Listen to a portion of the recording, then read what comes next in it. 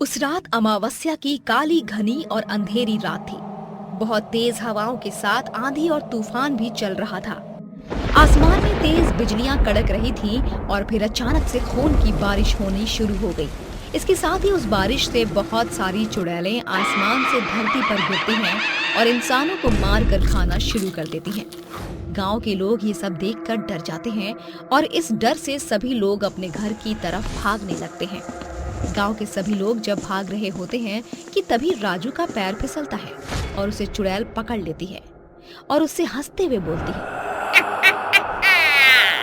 तू मुझसे बचकर भाग रहा था, लेकिन देख मैंने तुझे पकड़ लिया।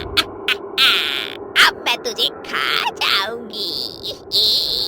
राजू ये सुनकर बहुत ही डर जाता है और चुड़ैल के सामने गिरने लगता है और गिरते हुए बोलता है, मुझे छोड़ दो, मुझे मत खाओ, जाने दो मुझे, भगवान के लिए मेरी जान बख्श दो। तुझे छोड़ दूं?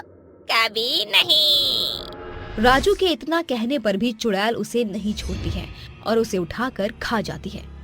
उस रात वो सभी चुड़ैलें एक एक करके गांव के आधे से ज्यादा इंसानों को खा लेती हैं और वहां से वापस चली जाती हैं। फिर अगले दिन सुबह उठकर गांव वाले अपने अपने घरों के दरवाजे खोलकर घर से बाहर निकलते हैं और गांव का नजारा देखकर डर जाते हैं। चारों तरफ लाशें ही लाशें होती हैं। तभी राजू के बड़े भाई मोहन की नजर राजू की लाश पर पड़ती है, जिसे देखकर वो फूट फूट कर रोने लगता है और बोलता है, वो खतरनाक चुड़ैल मेरे मासूम भाई को खा गई और ऐसी न जाने कितने लोगों को खाया होगा उसने। आखिर कब तक हम ऐसे अपने लोगों को मरते हुए देखते रहेंगे? हमें इस समस्या का कोई हल निकालना चाहिए।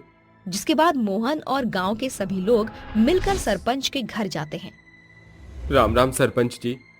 राम राम भाई, आज घर कैसे आना हुआ? सरपंच जी, जैसा कि आपको तो पता ही है, कल रात फिर से खूनी बारिश के साथ चुड़ैलों की भी बारिश हुई। इसके साथ ही कल फिर से बहुत सारे लोगों की जान चली गई और उन सभी लोगों में शामिल मेरा भाई राजू भी है, जिसे उन चुड़ैलों ने मार दिया। अब वो इस दुनिया में नहीं है, इसलिए आज हम आपके पास इसके समाधान के लिए आए हैं। मैं तुम्हारा और गांव वालों का दुख अच्छे से समझ सकता हूं, लेकिन ये आज से नहीं कई सालों से चला आ रहा है। जैसा कि तुम जानते ही हो कि मैंने इसके समाधान के लिए इस गांव में कई बाबाओं को बुलाया, लेकिन उन चुड़ैलों ने उन्हें भी मौत के घाट उतार दिया। ये तो मुझे भी नहीं पता कि इन्हें कैसे रोका जाए।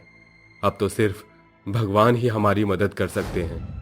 सरपंच की ये बात सुनकर सभी गांव वाले निराश हो जाते हैं और अपने अपने घर लौटने लगते हैं। ऐसे ही वक्त बीतता है और एक बार फिर से अमावस्या की रात आती है और गांव में खूनी बारिश के साथ चुड़ैलों की भी बारिश होती है और इस बार भी बहुत सारे इंसानों की जान चली जाती है। गांव में इंसान कम होने लगते हैं, जिसके बाद मोहन सोचता है कि मुझे ही कुछ करके इस गांव को बचाना होगा।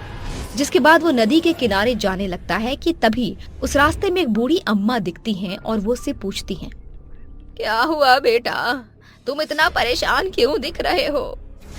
क्या बताऊं आपको अम्मा, कल रात हमारे गांव में चुड़ैलों की बारिश हुई और उन चुड़ैलों ने गांव के बहुत से लोगों को जान से मार दिया और उस चुड़ैल ने कुछ समय पहले ही मेरे भाई राजू को भी मारा था और मैं नहीं चाहता कि मेरे गांव में अब और लोग मरे, इसलिए मैं इसका समाधान ढूंढने जा रहा हूँ, लेकिन मुझे कुछ समझ नहीं आ रहा कि मैं क्या करूँ।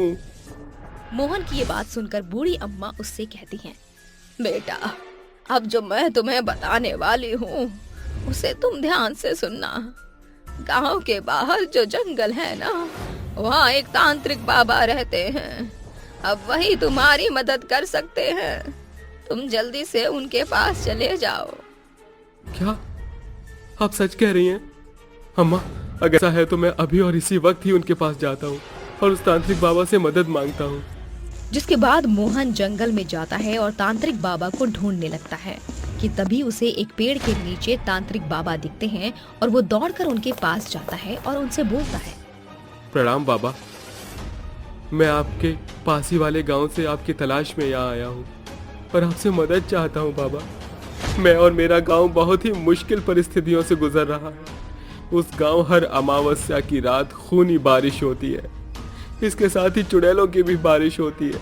आसमान से बहुत सारी चुड़ैलें धरती पर गिरती हैं और एक एक करके सभी इंसानों को खाकर खत्म करती जा रही हैं। कृपया करके आप हमारी मदद करिए बाबा। मोहन की ये बात सुनकर तांत्रिक बाबा उसकी मदद करने के लिए तैयार हो जाते हैं और उससे बोलते हैं, बेटा तुम निश्चिंत होकर यहाँ से घर जाओ। अमावस्या की रात मैं खुद ही तुम्हारे गांव में आऊंगा। फिर अमावस्या की रात आती है और गांव में खूनी बारिश के साथ चुड़ैलों की बारिश भी शुरू हो जाती है। और तभी वहां पर बाबा आते हैं और मंत्र पढ़ने लगते हैं और अपने मंत्रों से एक चुड़ैल को कैद कर लेते हैं और उससे पूछते हैं, तू ये सब क्यों कर रही है? क्यों तू इंसानों को मारकर खा रही है? जल्दी बता, नहीं तो मैं तुझे इस पवित्र गंगा जल से जलाकर भस्म कर दूंगा। तू मेरा कुछ नहीं बिगाड़ सकता तांत्रिक। तुझे पता नहीं मैं कितनी शक्तिशाली हूँ और तूने यहाँ पर आकर बहुत बड़ी गलती कर दी है। अब तू भी इन गांव वालों के साथ अपनी जान गवाएगा। मैं तो तुझे अच्छे से जानता हूँ, लेकिन शायद तू मुझे नहीं जानती। मैं भी देखता हूँ तो कैसे नहीं बताएगी। रुक, तुझे मैं अभी सबक सिखाता हूँ। इतना कहकर बाबा उस चुड़ैल पर पवित्र गंगा जल छिड़क देते हैं, जिसके बाद वो तड़पने लगती है और दर्द से कराहती हुई तांत्रिक बाबा से बोलती है, मर गए रे तांत्रिक। रुक, मैं तुझे सब बताती हूँ। ये किस्सा आज से कई साल पुराना है। जंगल में एक ऋषि मुनि बहुत बड़ा यज्ञ कर रहे होते हैं ताकि वो अद्भुत सिद्धियां हासिल कर सके। लेकिन वहीं दूसरी तरफ गांव के लोग भगवान से प्रार्थना कर रहे होते हैं कि उनके गांव में बारिश हो जाए, जिससे उनकी फसल की अच्छी उपज हो। कि तभी अचानक से बारिश शुरू हो जाती है, जिससे गांव के लोग बहुत ही खुश हो जाते हैं।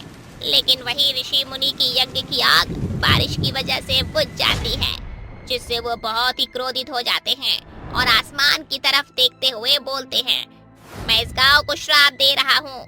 आज से जब भी अमावस्या की रात आएगी तो उस रात आसमान से खून की बारिश के साथ चुड़ैलों की भी बारिश हुआ करेगी और वो सभी चुड़ैल गांव के इंसानों को खा जाया करेगी। इतना कहकर ऋषि मुनि वहाँ से चले जाते हैं, जिसके बाद उस गांव में हर अमावस्या की रात खूनी बारिश के साथ चुड़ैलों की बारिश होना शुरू हो जाती है और तब से ये सिलसिला चलता आ रहा है।